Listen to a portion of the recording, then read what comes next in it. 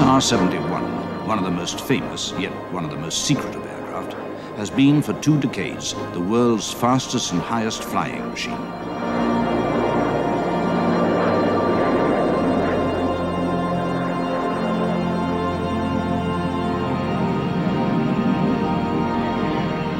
Produced by the Lockheed Corporation, it's a far cry from the first designs of the company founded by the 2 brothers Malcolm and Alan Lockheed in 1913. Raised on a ranch in Alma, both had developed a keen interest in mechanics and worked in the early automobile industry. But flying had caught the imagination of Alan, and in 1910 he became first a self-taught pilot, then an instructor, and finally went into barnstorming, until a disagreement with a telegraph pole ended that career.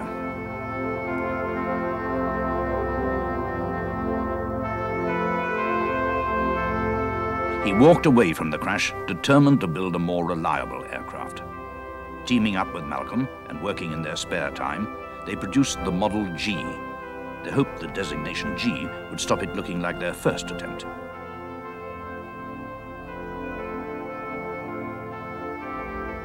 Using the plane to give joy rides around San Francisco Bay at $10 a time, they made 600 trips, and with the profit of $4,000, they moved to Santa Barbara to set up the Lockheed Aircraft Manufacturing Company.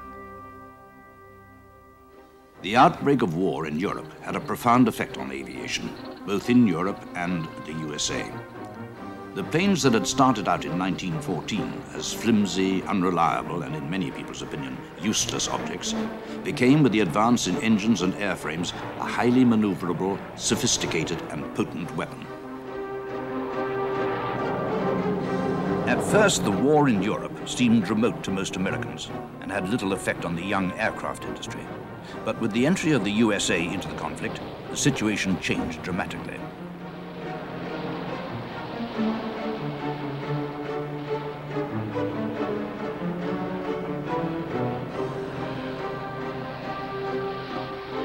The demand for combat aircraft was outstripping supply. Alan and Malcolm saw the opportunity and teamed up with a young designer, John K. Northrop, to produce a twin-engine 10-seater flying boat, the F-1.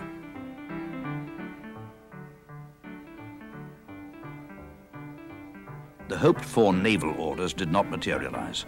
Instead, they were offered subcontract work to build 2 Curtiss H-2Ls. At the end of the war, they had great hopes of breaking into the civilian market, but this was flooded with cheap ex-war surplus planes, and in 1921, the Lockheed Company went out of business. The partners went their separate ways. Malcolm to develop his highly successful hydraulic brake system with Chrysler's. Alan, for a time, acted as Malcolm's agent, and John Northrop went to work with the Douglas Aircraft Company. But they kept in touch, and when John Northrop in 1926 came up with a design that was to become the Vega, Alan found an investor named Fred Keeler, who owned the Empire China Company. Keeler put up $25,000. By this time, Malcolm Lockheed's brakes were so well known that Keeler retained the name for the new company. Eventually, he was to arrange for the company plant to move to Turkey Crossing, so named after a confrontation between a truckload of turkeys and a steam train.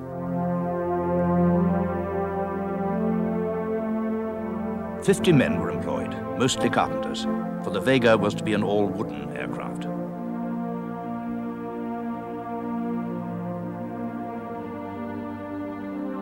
The fuselage was of monocoque construction, which combined great strength with clean aerodynamic lines. The same method was to be used much later during World War II, notably on the de Havilland Mosquito.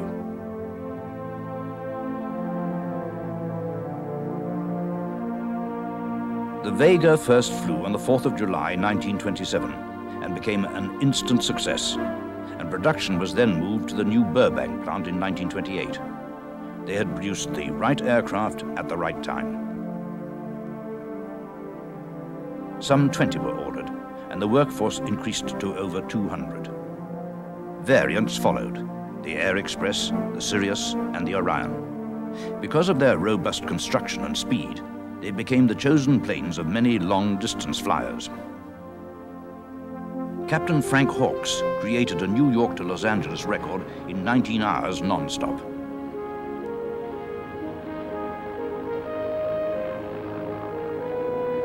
Charles and Anne Morrow Lindbergh, flew a Sirius on survey flights for Pan American Airlines. Sir Charles Kingsford Smith broke long-distance records. Wiley Post flew round the world in his Vega in the record time of 8 days, 15 hours. Amelia Earhart made the first solo crossing of the Atlantic by a woman. The legend was growing. It takes a Lockheed to beat the Lockheed.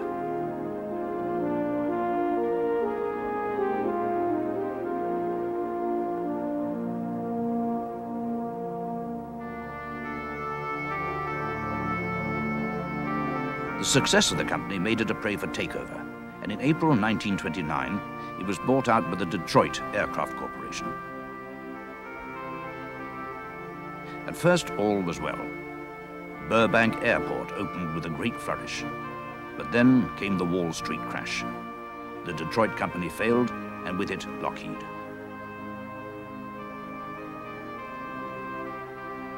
John Northrop went on to found his own company, and Alan Lockheed remained in Burbank to try to salvage what was left of the business. Alan became a real estate agent after he had sold the company, and I actually bought a house from him. But the team that came in, headed by Robert Gross, contained Hall Hibbard, who was the vice president of engineering in those days, Cyril Chapelet, who was his finance and administration man, and that team had many others, of course. I shouldn't say many. There were maybe all of 10 or 15. And they involved one man that came with the company, Carl Squire, who was the marketing manager, if you will. We didn't call him that in those days, but he was the salesman. And the team put together quite a lot of different ideas to carry the company from its wooden airplane legend, if you will, and the production for that matter, into the all-metal world, which they could see coming. The result was the Electra, an aircraft that was to change the fortunes of Lockheed.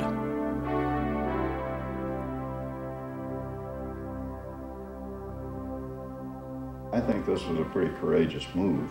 It was a twin-engine airplane. Lockheed had never built a twin-engine airplane. It was all metal. Lockheed had never built a metal airplane. They had a retractable landing gear. They'd done that once, but this was a little different. And it had two tails on it, which of course was the beginning signature, if you will, of one of the designers in the place, Kelly Johnson. And that's when I really first got to know something about Lockheed. Kelly Johnson was Hall Hibbard's sort of chief of advanced design, and he had come from the University of Michigan. And in those days, we had no wind tunnels in the industry, or at least none that I know of. And Kelly used the University of Michigan as a wind tunnel. We had a small tunnel in the basement of the engineering building in Michigan, and I was a student assistant at the time. And so I worked on the Electra and the wind tunnel as a student in Michigan. And that's where the two tails were born. It was a good idea, and still is a good idea for a multi-engine airplane, or a bimotor anyway. In any case, I was interested in it. I had met Kelly when he came back to the wind tunnel, and so I came to work for Lockheed after I graduated. Well, that twin-engine Electra was quite a risk for the company. The company had been bought for $40-some-odd thousand, and the development time for this airplane was certainly well over a year or so, which was pretty short. And it was a very successful airplane. It fit a niche in the market and continued to fill a niche in the market, and was actually the foundation of the company. Howard Hughes flew an Electra around the world in the record time of 3 days and 17 hours.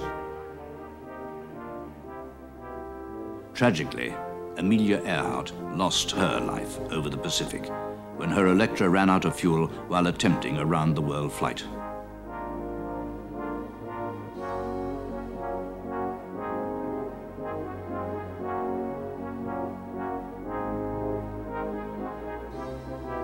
However, the success of the plane prompted the company to build a mock-up of a bomber version in anticipation of a visit by the British Air Ministry.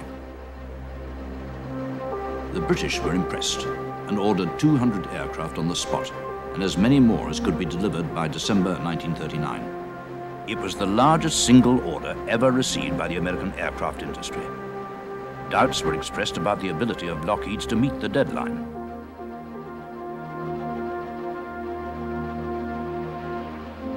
By June 1939, 48 aircraft had been completed. Robert Gross and his team then took the industry's first step into major subcontracting. The workforce was increased to 7,000. Production went up to 1 plane a day, then 2. The 250th came off the line 7.5 weeks ahead of schedule. Then the Australians placed an order for 100 Hudsons, and at the same time the British placed a further order for 200.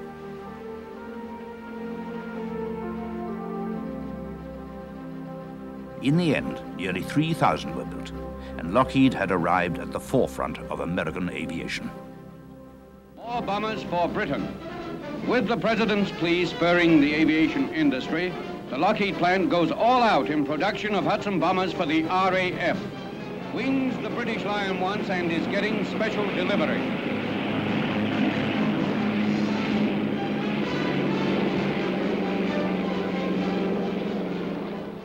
From across the Atlantic to somewhere in England comes a giant American bomber, one of scores now being ferried over the sea.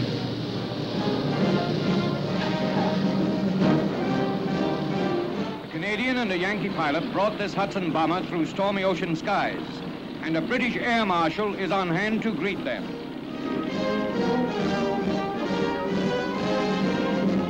The American flyer's a mighty welcome visitor.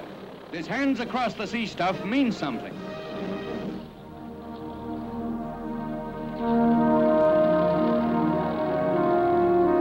The Hudson served with distinction in the Royal Air Force Coastal Command, helping to defeat the U-boat during the Battle of the Atlantic, and in the process, establishing Lockheed's reputation for maritime patrol aircraft. Kelly Johnson had been working on a unique design, a twin-engine fighter designated the P-38, which first flew in January 1939.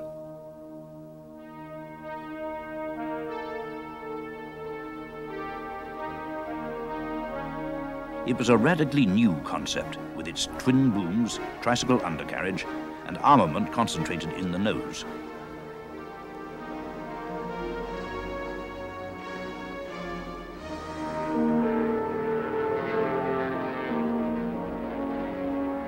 After only 5 hours of test flying, the Air Corps attempted to break the transcontinental speed record.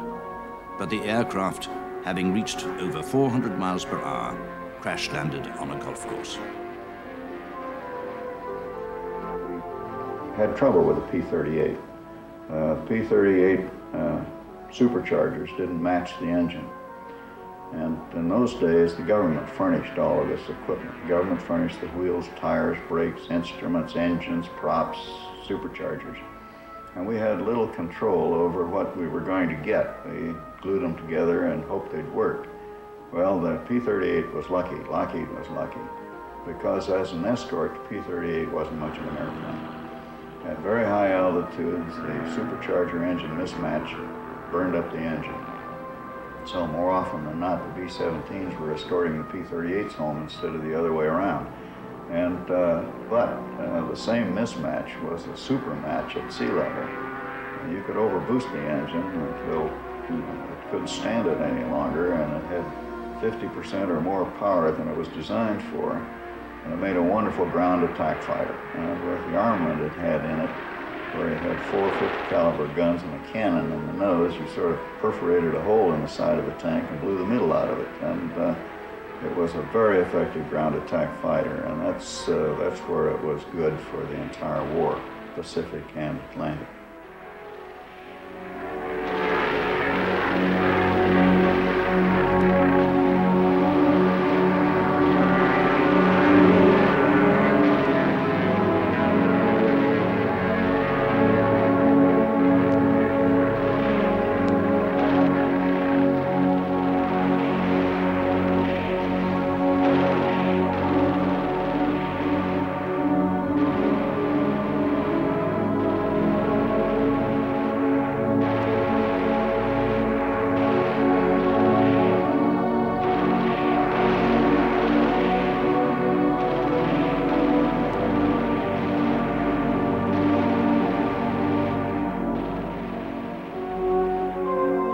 P-38 had the distinction of being the first American plane to shoot down an enemy aircraft, a Focke-Wulf Condor, which was on patrol off Iceland.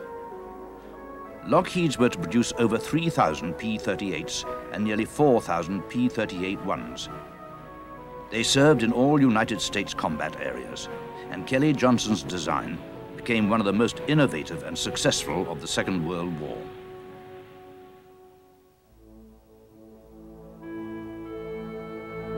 With wartime expansion, Lockheed's had now taken over the whole of the old Empire China Company's site, and work then went ahead to create one of the largest aircraft production units in the world.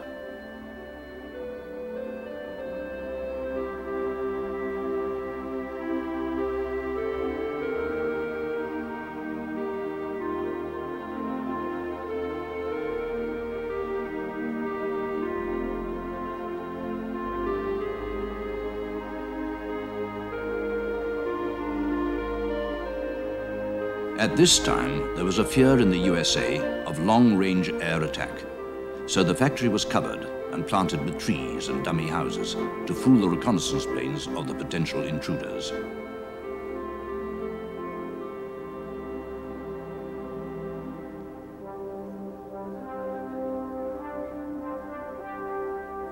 Besides work on their own aircraft, Lockheed also undertook subcontract work for Boeing, building B-17s.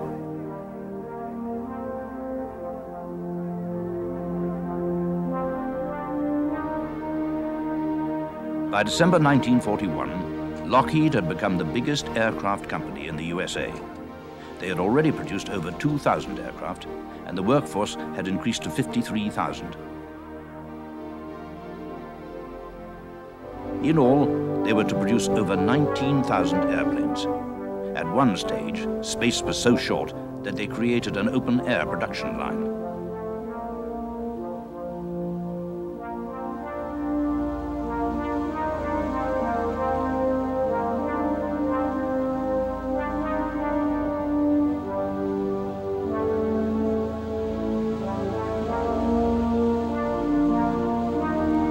It was at this time that Lockheed developed the Hudson into the Ventura for the US Navy, at the same time continuing to produce the P-38s.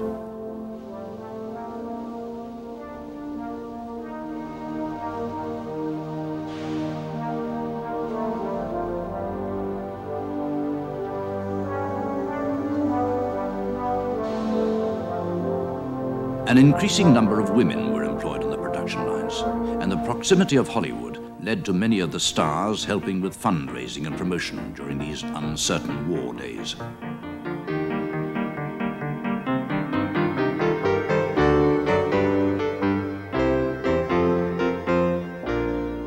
But by the end of the war, the inevitable decline in the workforce meant it shrank by nearly half. Fortunately, it was to be cushioned by a new aircraft, the C-69.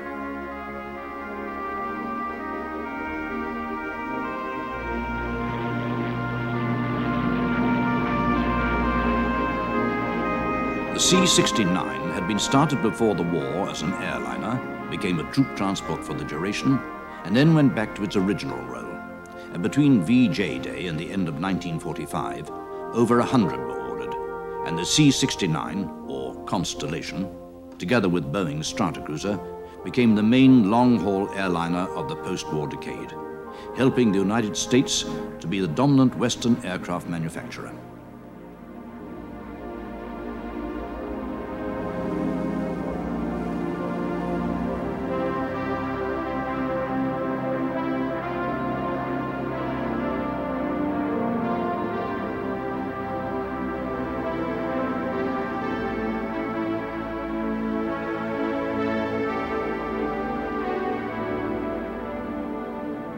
It later went back to the military as an airborne early warning aircraft, and was in fact the first to be fitted with a rotordome.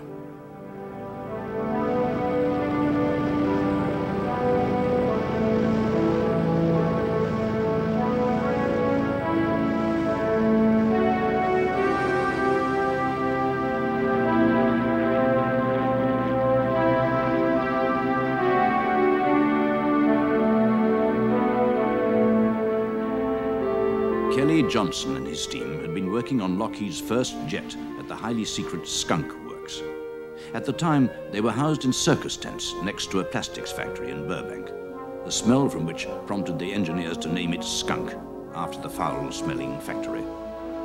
The plane that emerged was the P-80, the Shooting Star.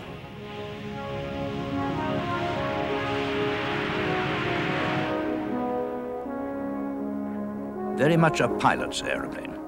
Test pilot Herman Salmon said of it, "I push my throttle ahead and I go. I pull it back and I don't." It couldn't be much simpler than that.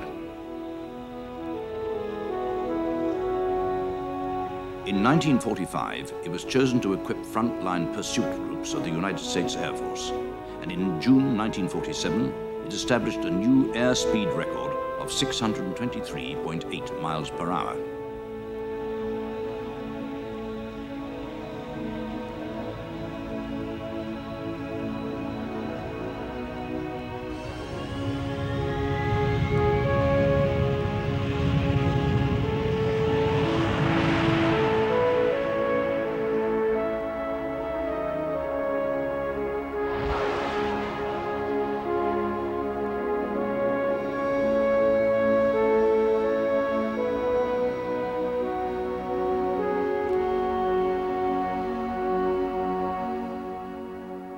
Too late to have seen service in the Second World War, the Shooting Star first saw action in the Korean conflict.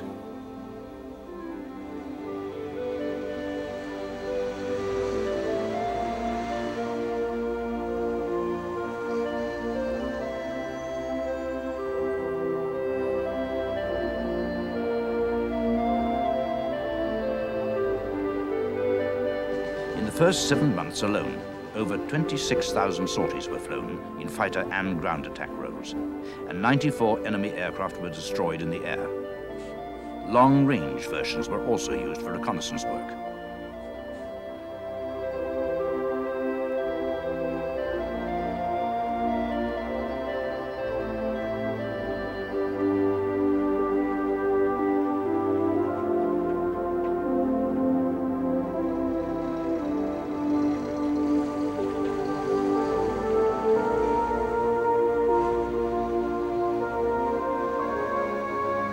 On the 8th of November 1950, a Shooting Star shot down a MiG-15 in the first ever all-jet air battle.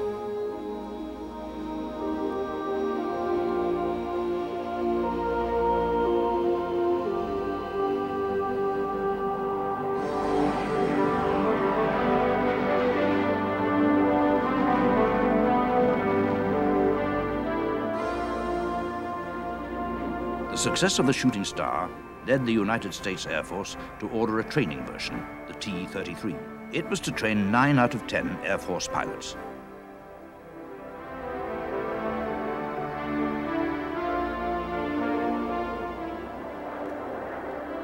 The United States Navy also ordered a version, which was to become the first carrier-based trainer.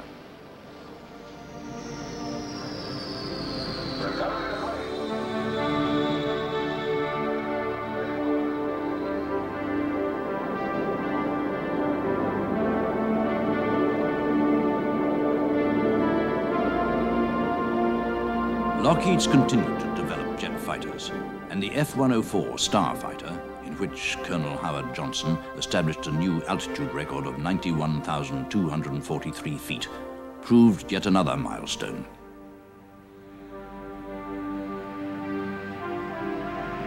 Rival aircraft won back the record, but in late 1959, Captain Joe Jordan set a new world altitude record in the Starfighter of 103,395 feet, nearly 20 miles above the Earth's surface.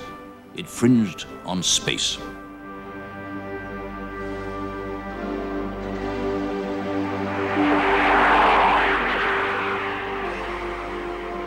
The Neptune, which first flew on the 17th of May, 1945, was the first land plane to be designed as a maritime patrol aircraft.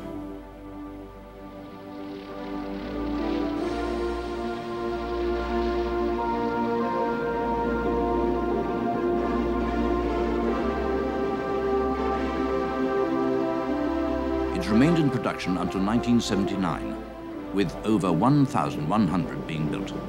And for 16 of those years, it held the world's long-distance flight record for a petrol-driven propeller aircraft.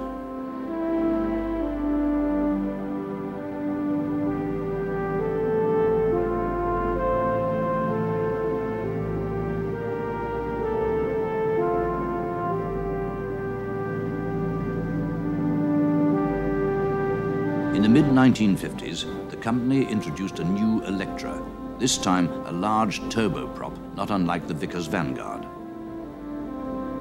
Both Electra and Vanguard failed to live up to the high hopes of their companies, as they suffered from the introduction of the new short-haul pure jets.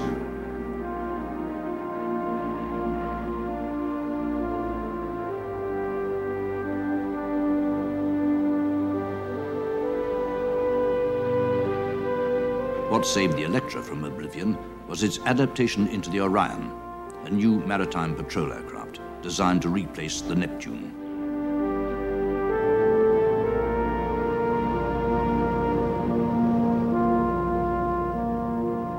Over 500 Orions are in service in the USA, Australia, New Zealand, Norway, Iran, Japan, the Netherlands, and Spain. After 30 years, it's still in production.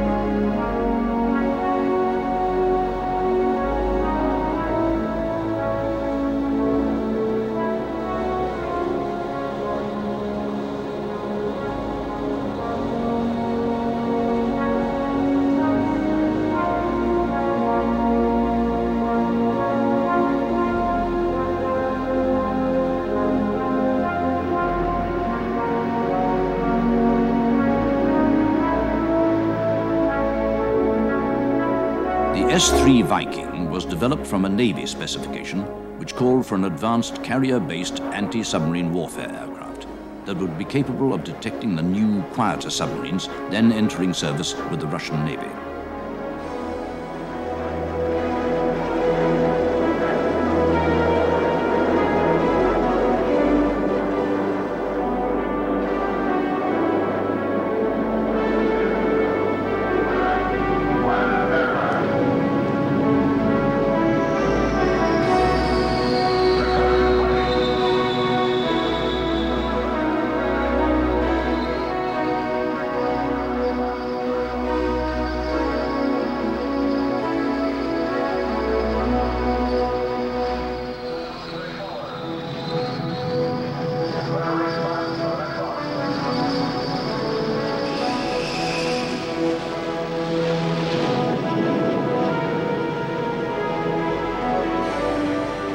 With its four-man crew, the Viking is one of the most completely automated aircraft flying, its main computer performing the majority of tactical calculations. It equips 13 squadrons of the US Navy and is the mainstay of the USA's anti-submarine detection system.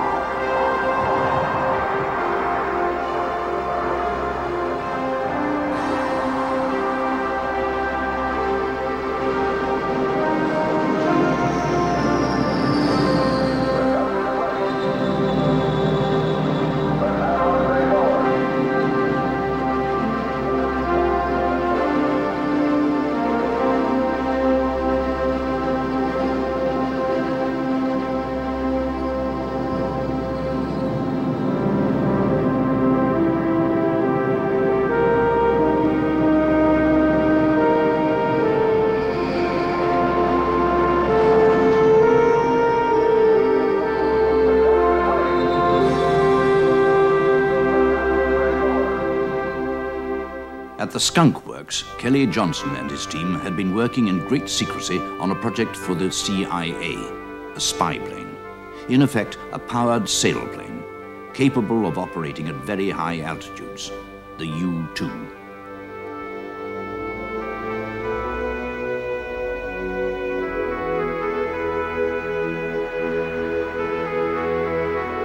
Kelly Johnson was given a free hand.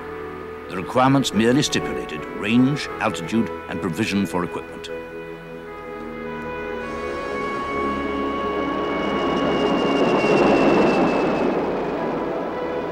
was extremely light and fragile.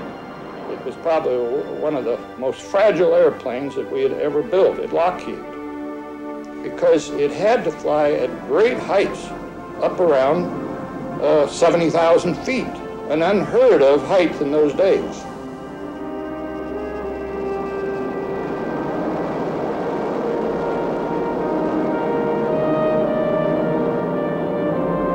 It moved overnight from being the most secret to the most known plane in the world, when on the 1st of May 1960, Gary Powers was shot down over the Soviet Union.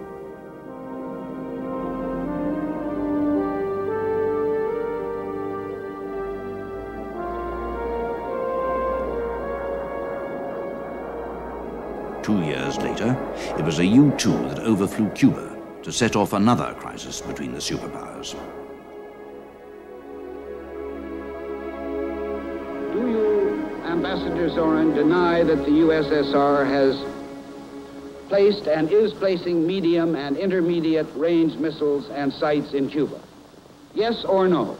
You will have your answer in due course. I'm prepared to wait for my answer until hell freezes over, if that's your decision.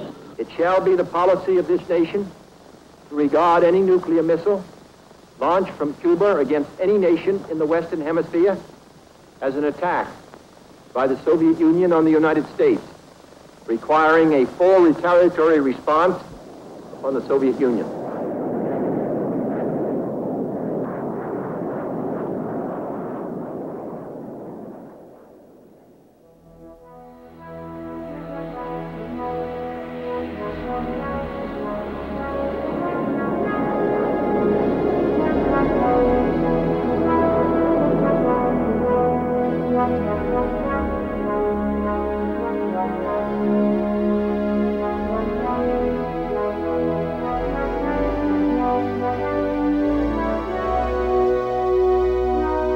The plane went on to a more placid role, landing on carriers, operating in space research for NASA, and being the first US aircraft to go back into production when it was reborn as the U-3.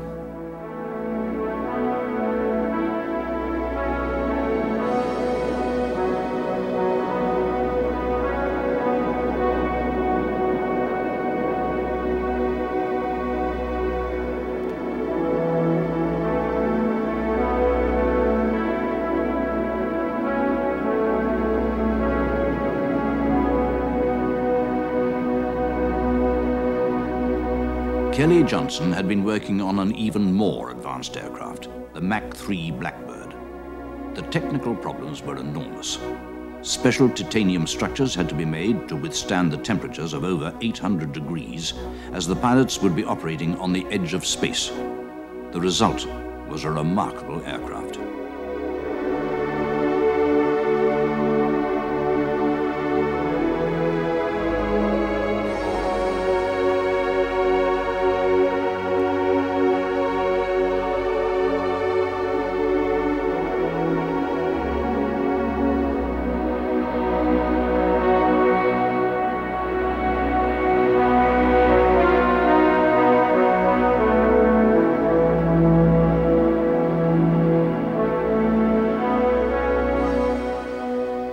SR-71 today holds all of the altitude and speed records that there are, almost.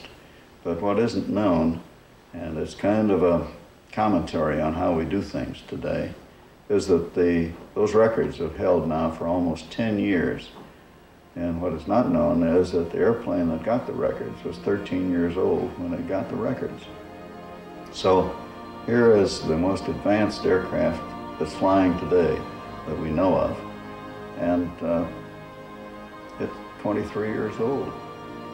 And so why we haven't done something in this country or somewhere else to really put ourselves up another step in technology, I don't know. The technology is there to do anything you would like to do.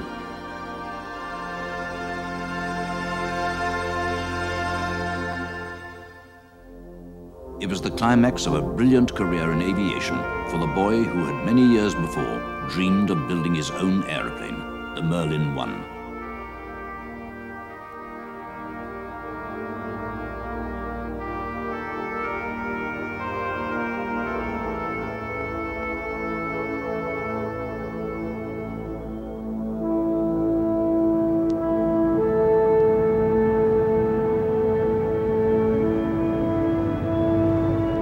In July 1951, Lockheed were declared the winner of a competition to supply a new medium-sized tactical military transport that would be capable of working from short and unprepared airstrips.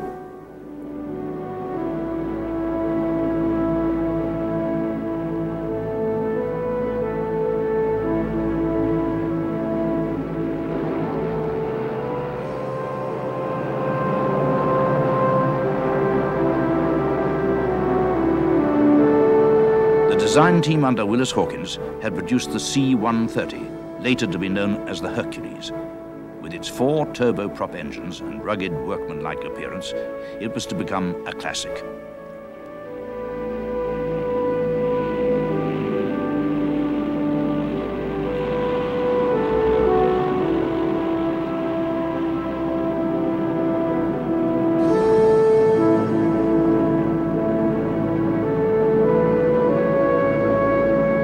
Two prototypes were designed and built at Burbank, and the first flight took place there on the 23rd of August, 1954. Production was then moved to Lockheed's new plant at Marietta in Georgia.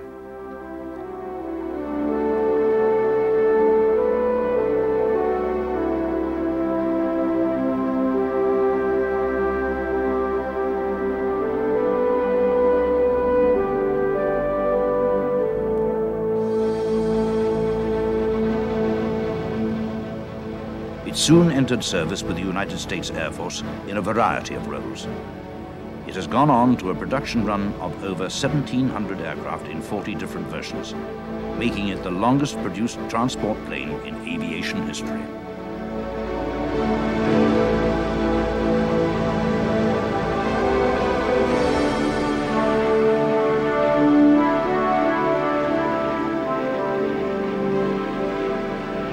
Constructed primarily for the military, its ability to work from short, unprepared landing strips has made it invaluable for relief work.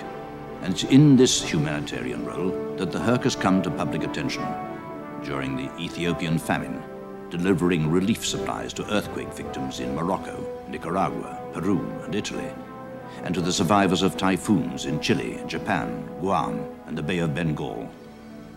The Hercules has become a symbol of hope rather than of military threat.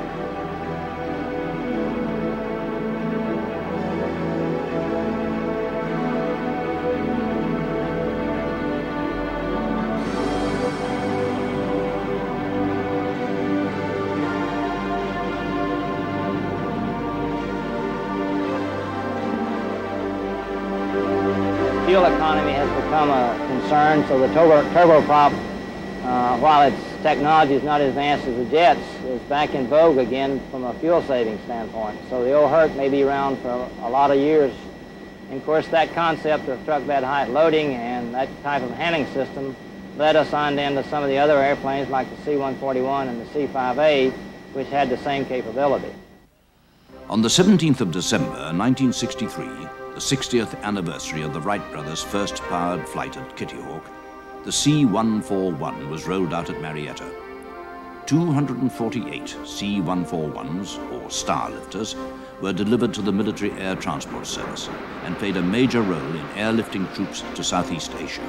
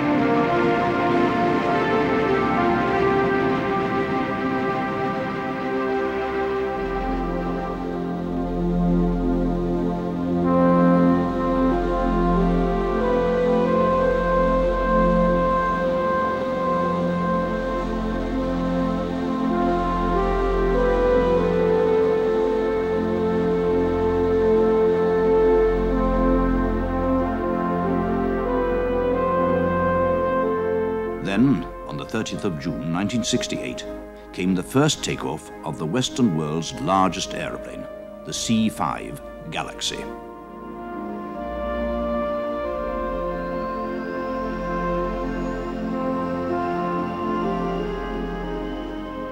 This is the first takeoff of the aircraft. We've applied power to about a 4.46 EFIR. The gross weight of the aircraft is 497,000 pounds. The acceleration speed, although it certainly doesn't look like it here from the outside, the elevator comes back at 126 knots. We lift off and away we go. We ease the nose back after we've lifted the airplane off and pick up speed to about 150 knots, and at this point you see me steepening up the climb to hold a best climb speed of 140 knots for this aircraft based on the data that we have. In June 1969, the C-5 established a world airlift record by taking off from Edwards Air Force Base with a gross weight of 762,000 pounds.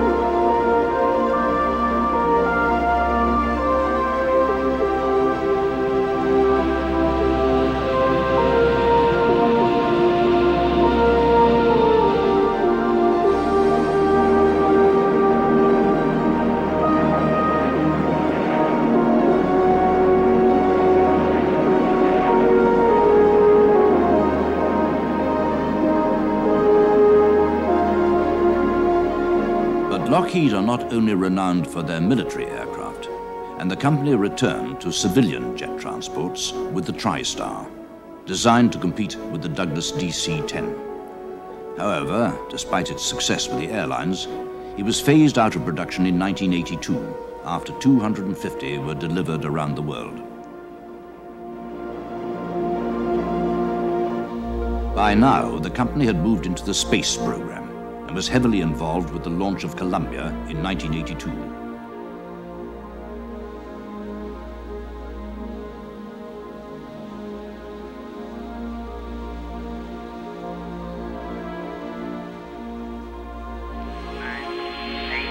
Bridges closed. 5, go for minute to start. Vince 03. Vince. 0, +1, +2, +3. +5, +6. 102, flight, lift off, confirm. to status, Vital. Go, booster, go. The present Lockheed Space Division is at Sunnyvale, California, a short distance from the ranch at Alma, where Malcolm and Alan Lockheed grew up and dreamed of flight.